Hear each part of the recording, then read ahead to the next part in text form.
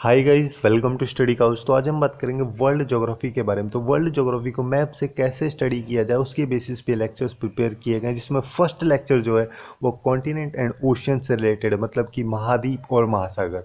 तो इस लेक्चर में हम इनकी जो बेसिक इन्फॉर्मेशन है, कितने महाद्वीप हैं, कितने महासागर हैं, उनका एरिया के हिसाब से इंक्रीजिंग और डिक्रीजिंग ऑर्डर क्या है, इसके बारे में तो बात करेंगे ही। उसके साथ साथ जैसे कुछ टर्मिनोलॉजीज होती हैं, जैसे कॉन्टिनेंट से रिलेटेड अगर टर्म्स की हम बात करें, सुपर कॉन्टिनेंट, सब कॉन्टिनेंट या ट्रांस कॉन्टिनेंटल बाउंड्री, और ओशियन से रिलेटेड टर्म्स जैसे कि ओशियन, सी, लेक, पॉन्ड, बे, गल्फ, इन सब में क्या डिफरेंसेस होते हैं, इन सब के बारे में पूरा डिटेल में हम एनालिसिस करेंगे। ये जो लेक्चर होगा इसको हम एकदम जीरो लेवल से स्टार्ट करेंगे, जिससे कि जो अपकमिंग लेक्चर्स होंगे जिसमें हम कॉन्टिनेंट्स के बारे में बात करेंगे, जैसे Asia, Africa, north America, south America, तो उन सब के लिए ये जो इन्फॉर्मेशन है काफ़ी ज़्यादा हेल्पफुल होगी। और अगर आपको ये वीडियो यूजफुल लगे then do like, share and subscribe to Study Couch. Okay, so let's start. तो सबसे पहले हम कॉन्टिनेंट से स्टार्ट करेंगे, फिर उसके बाद में ओशियंस पे चलेंगे। तो कॉन्टिनेंट के बारे में अगर हम बेसिक से स्टार्ट करें, सबसे पहले जान लेते हैं कि कॉन्टिनेंट या फिर महाद्वीप जो है एक्चुअली में क्या होते हैं।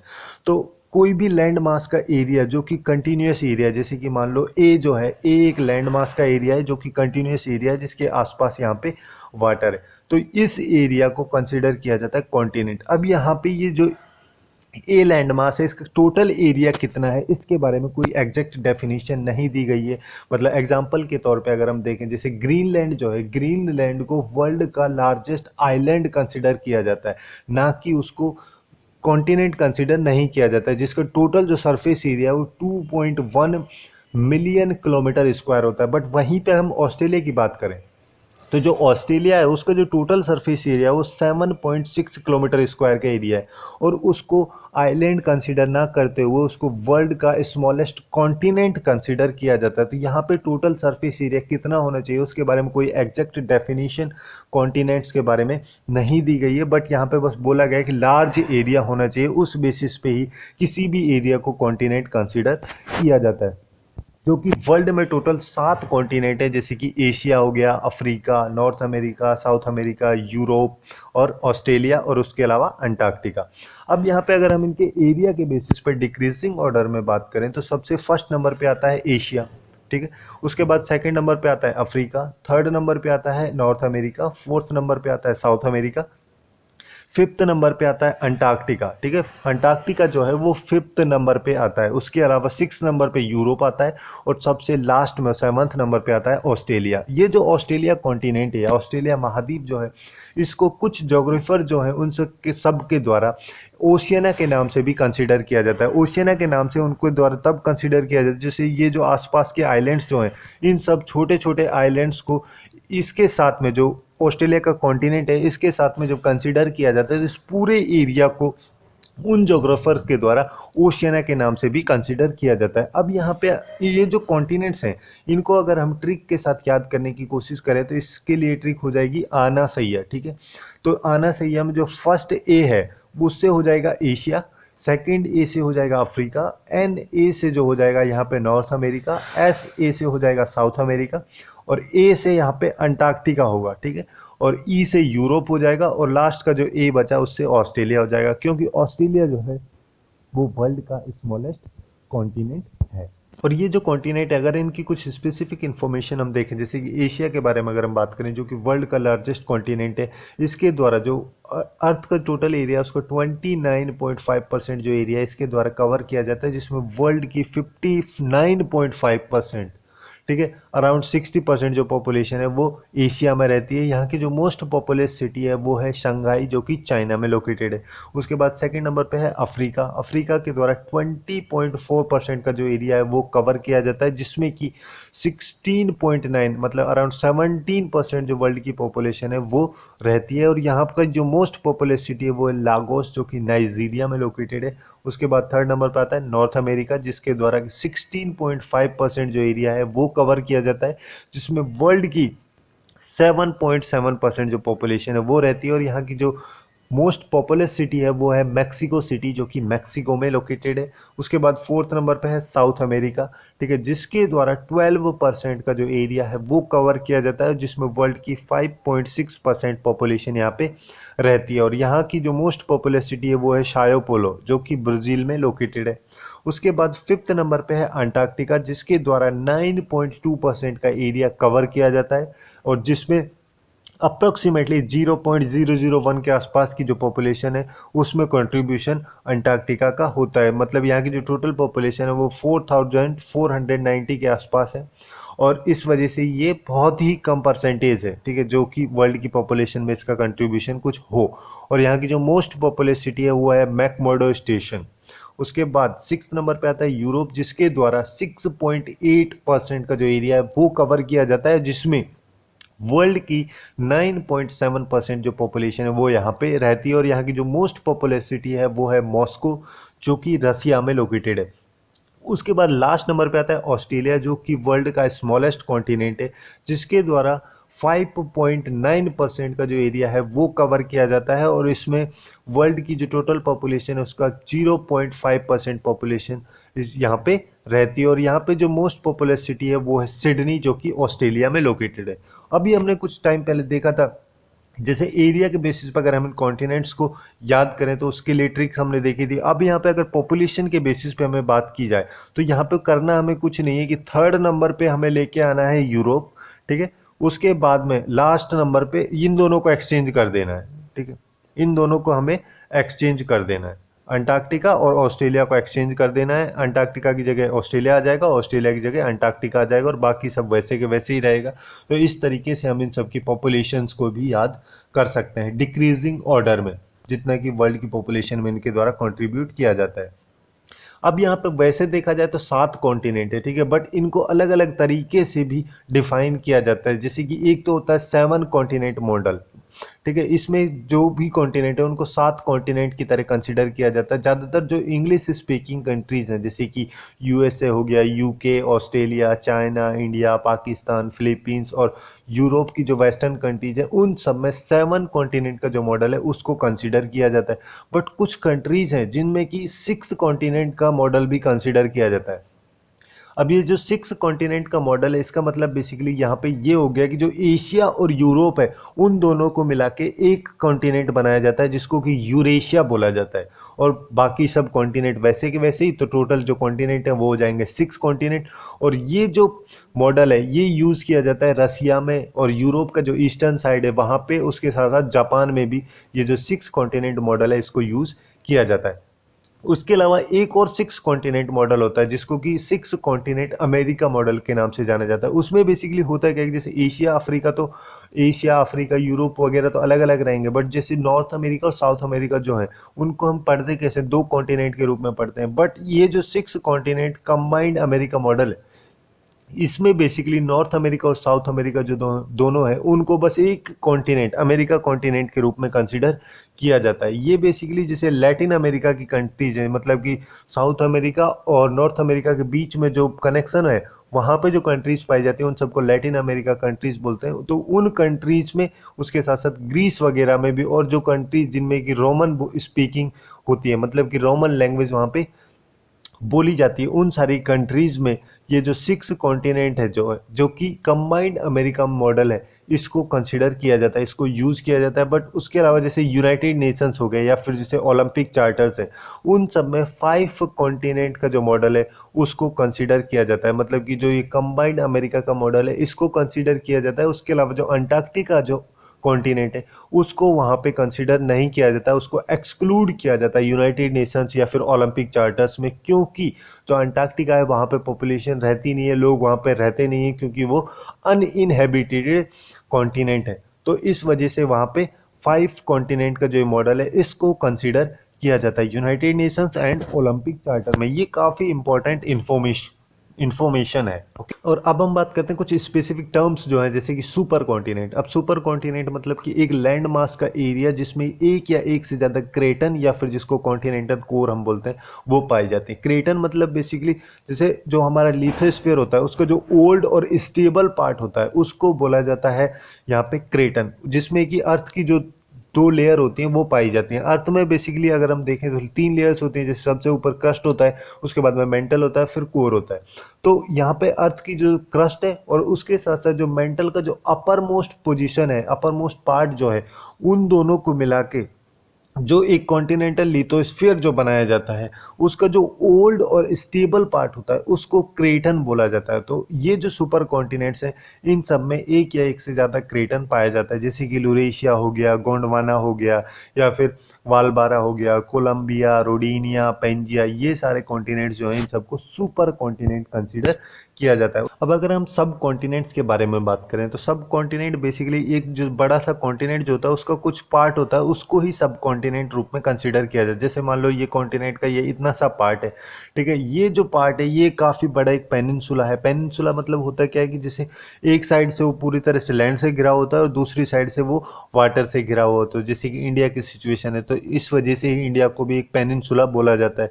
तो इस टाइप का जो पेनिनसुला होता है, इसके जो ज्योग्राफिकली फीचर्स होते हैं बाकी जो कॉन्टिनेंट है उससे काफ़ी ज़्यादा डिफरेंट होते हैं, तो इस बेसिस पे ही इसको एक सब कॉन्टिनेंट के रूप में देखा जाता है। तो इसके कुछ एग्जांपल्स अगर हम देखें, जैसे इंडियन सब कॉन्टिनेंट जो है उसको एक सब कॉन्टिनेंट के रूप में देखा जाता है इंडिया को। उसके अलावा एक अरेबियन पेनिनसुला भी है, उसको भी एक सब कॉन्टिनेंट के रूप में ही देखा जाता है। एक टर्म और है ट्रांस कॉन्टिनेंटल कंट्री। मान लो कोई भी कंट्री जिसका एरिया दो कॉन्टिनेंट्स के में आता है तो उस कंट्री को ट्रांस कॉन्टिनेंटल कंट्री बोला जाता है। जैसे कि एग्जांपल के तौर पे अगर हम देखें तो रसिया के बारे में अगर हम बात करें तो रसिया जो है ये रसिया का एरिया है, ठीक है, तो इसका जो इतना एरिया है ये आता है एशिया के अंदर, और इसका जो बाकी एरिया है ये आता है यूरोप के अंदर। तो इस वजह से ही जो रसिया वो दोनों कॉन्टिनेंट्स में आती है, इस वजह से रसिया को एक ट्रांस कॉन्टिनेंटल कंट्री भी कंसिडर किया जाता है। तो इस तरीके से जो कंट्रीज होती हैं उन सबको ट्रांस कॉन्टिनेंटल कंट्री भी बोला जाता है।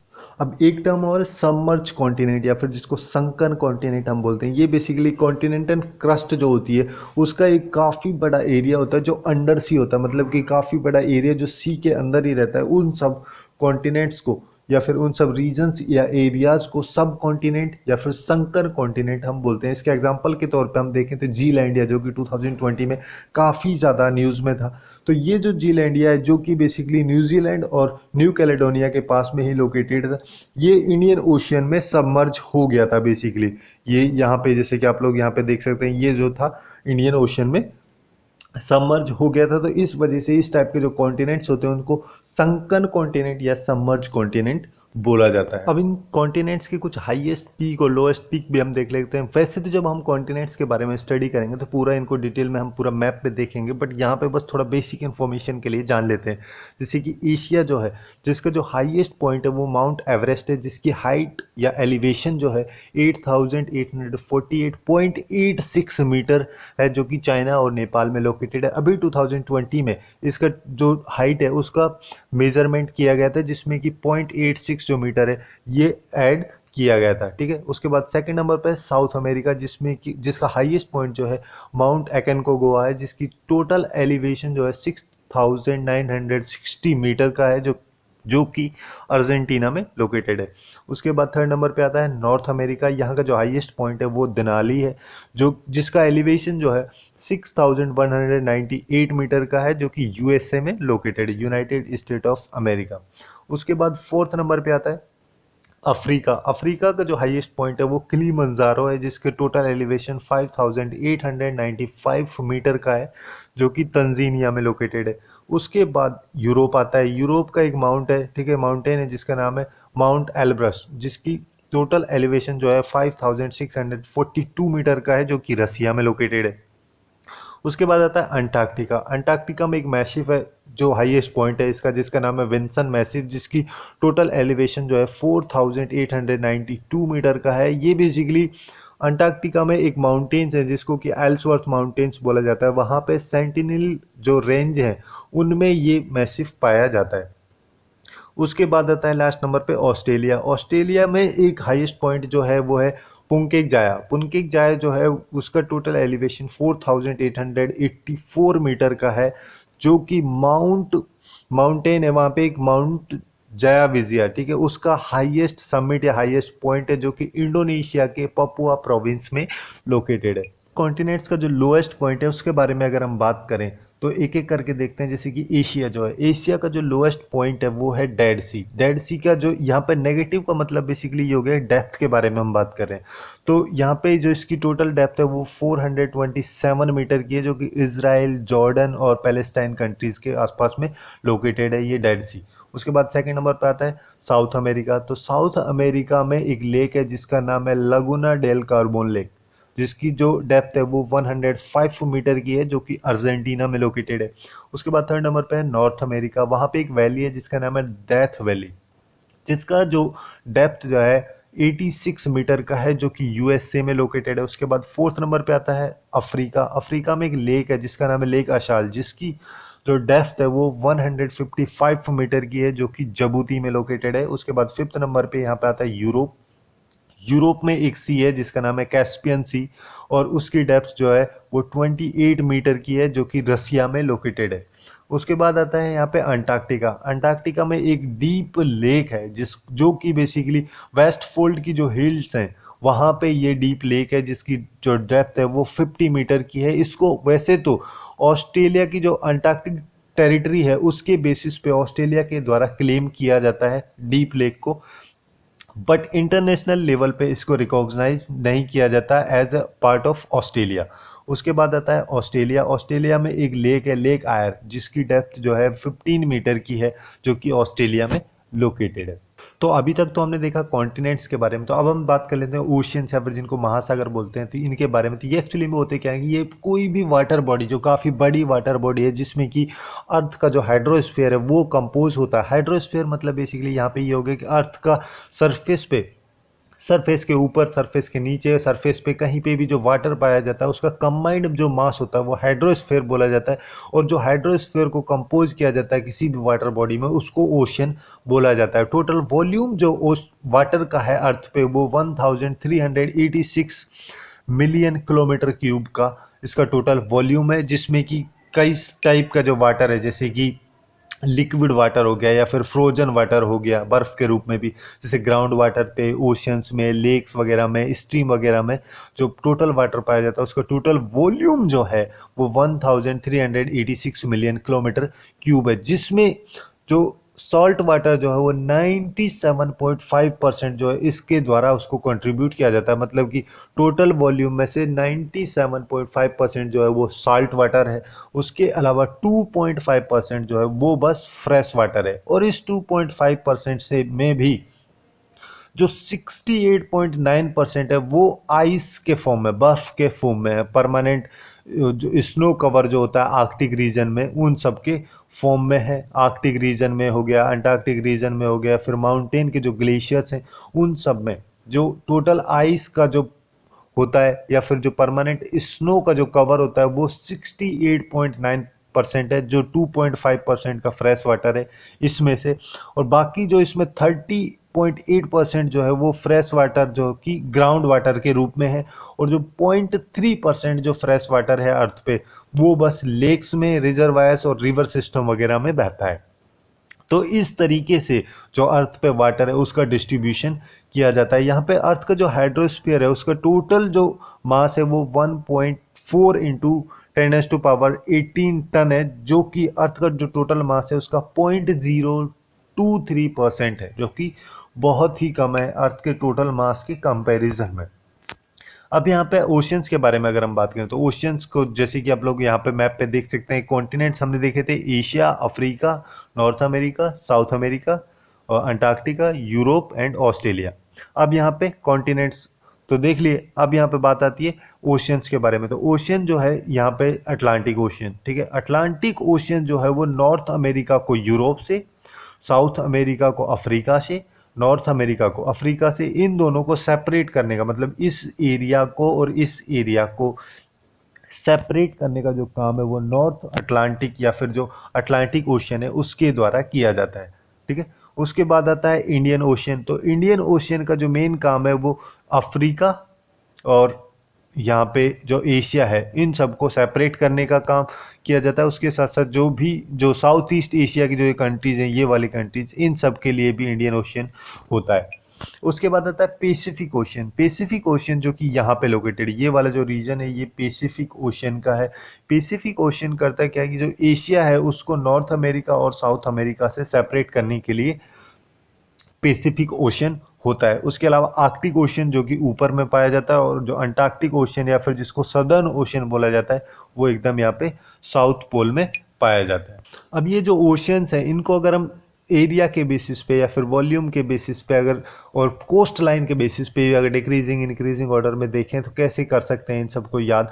तो उसके लिए हम यहाँ पे देख सकते हैं जैसे सबसे बड़ा जो ओशियन है वो है पैसिफिक ओशियन, जिसका एरिया 46.6% है टोटल जो अर्थ पे वाटर है उसके एरिया के। और यहाँ पे इसका जो वॉल्यूम है, जितना कि अर्थ पे वाटर है उसका 50.1% वॉल्यूम कवर किया जाता है पैसिफिक ओशन के द्वारा, जिसकी सबसे बड़ी कोस्ट लाइन है जो कि 1,35,663 किलोमीटर लंबी है। उसके बाद सेकंड नंबर पर आता है अटलांटिक ओशन, जिसका एरिया 23.5% है और जिसके द्वारा 23.3% का जो टोटल वॉल्यूम है अर्थ के वाटर का उसका कंट्रीब्यूशन 23.3% है अटलांटिक ओशन का, जिसकी कोस्ट लाइन जो कि 1,11,866 किलोमीटर है, मतलब कि सेकंड नंबर पे जो सबसे बड़ी कोस्ट लाइन है वो अटलांटिक ओशन की है। थर्ड नंबर पे अगर हम बात करें तो इंडियन ओशन आता है, जिसके द्वारा 19.5% का एरिया कवर किया जाता है। उसका टोटल वॉल्यूम जो है वर्ल्ड अर्थ पे जो टोटल वाटर है उसका 19.8% जो है उसका कंट्रीब्यूशन इंडियन ओशन के द्वारा किया जाता है। इसकी टोटल कोस्ट लाइन 66,526 किलोमीटर लंबी है, जो कि थर्ड नंबर पे आती है कोस्ट लाइंस में अगर हम बात करें तो। फोर्थ नंबर पे आता है सदर्न ओशन, जिसको कि अंटार्कटिक ओशन भी हम कभी कभी बोल देते हैं, जिसका टोटल एरिया 6.1% है और जिसके द्वारा टोटल वॉल्यूम जो है उसका 5.4% कंट्रीब्यूशन सदर्न ओशियन के द्वारा किया जाता है। इसकी कोस्ट लाइन जो कि 17,000, ठीक है, 17,968 किलोमीटर लंबी है, ठीक है।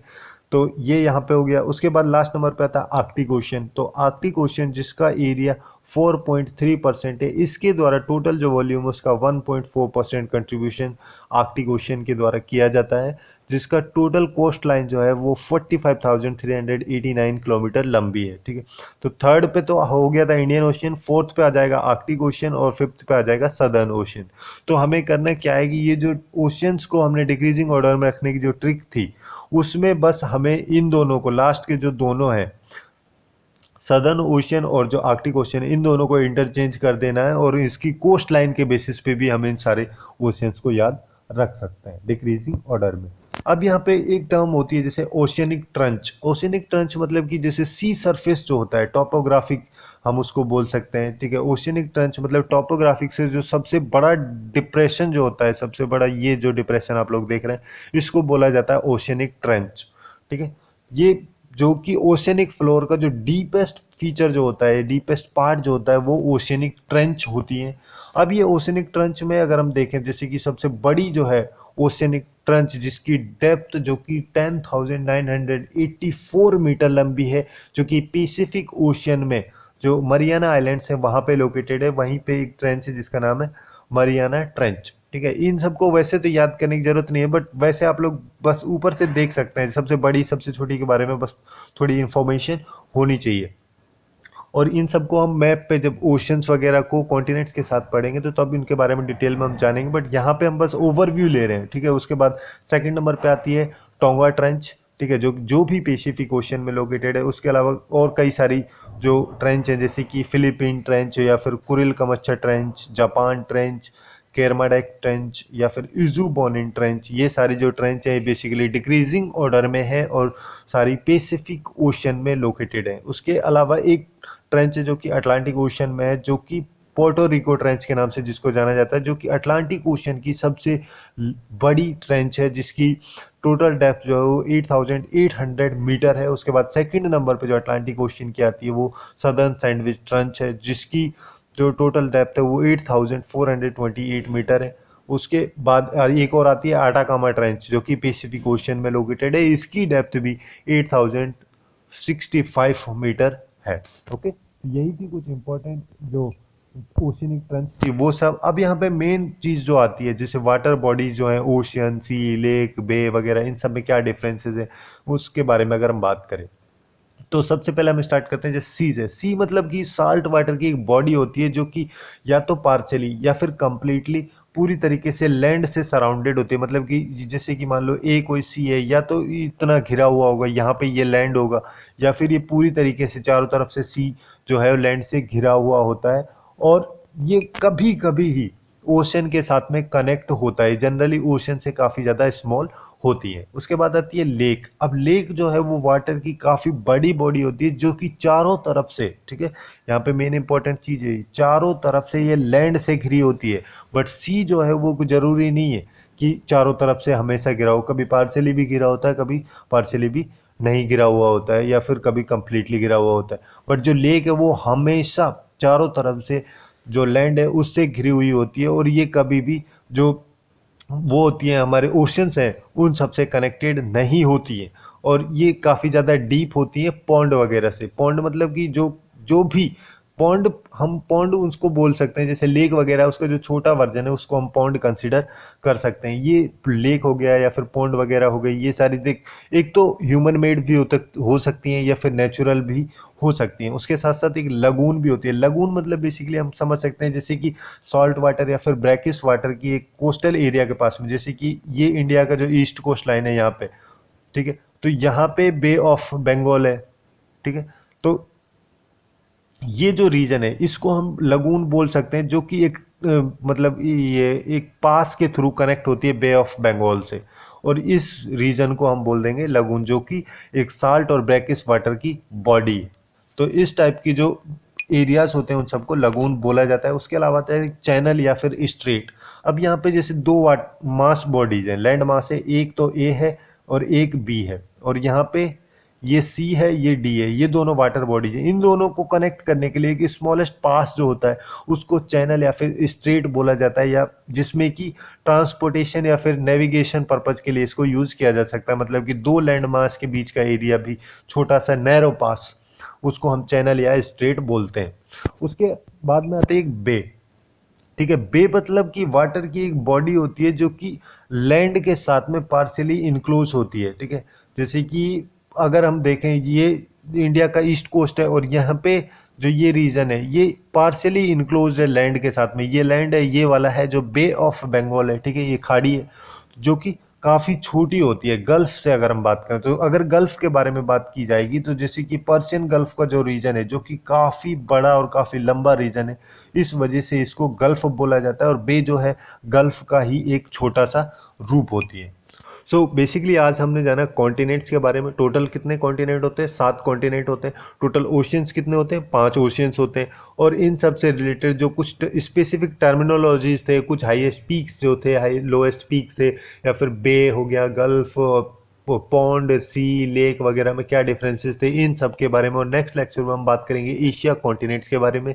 सो आज के लिए बस इतना ही। Hopefully you guys find it useful, and if you find it useful then do like, share and subscribe to Study Couch. Thanks for watching and have a good day.